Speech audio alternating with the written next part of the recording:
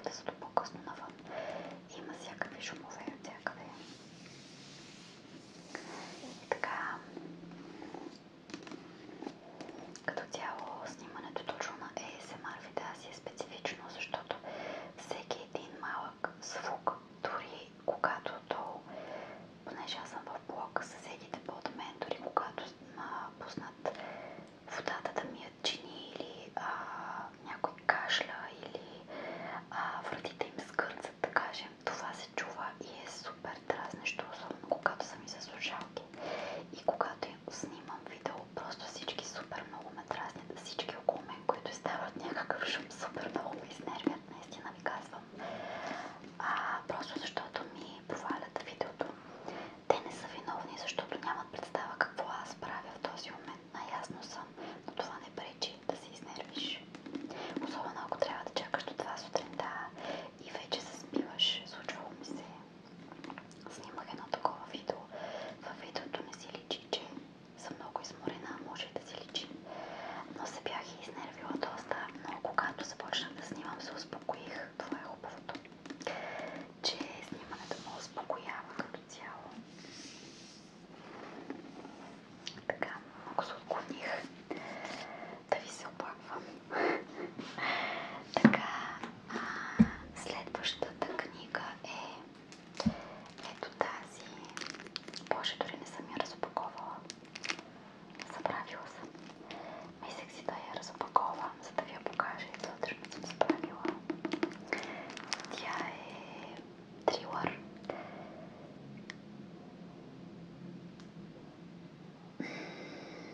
Пак някой паркира. Май. Така. Тайните на полет 189. Трагичен инцидент или ужасно престъпление. Матю Хол. Отдавна не си бях взимала трилър. Стори ми се интересен. Ще видим. От автора на Черното изкуство да убиваш.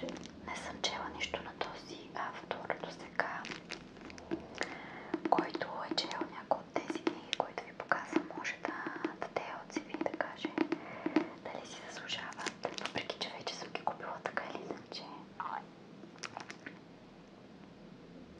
Окей. Стомахът ми е решил днес да ме саботира също. Така ще ви прочета за какво става въпрос. Когато полет 189 потъва във водите на естуара на севера, съдебният лекар Джени Купър трябва да разследва смъртта на самотен моряк, чиято яхта изглежда е била ударена от падащия самолет, както и загадъчната участ на 10-годишната Ейми Патърсън от полет 189, чието непокътнато тяло е намерено изхвърлено на брега. До това на моряка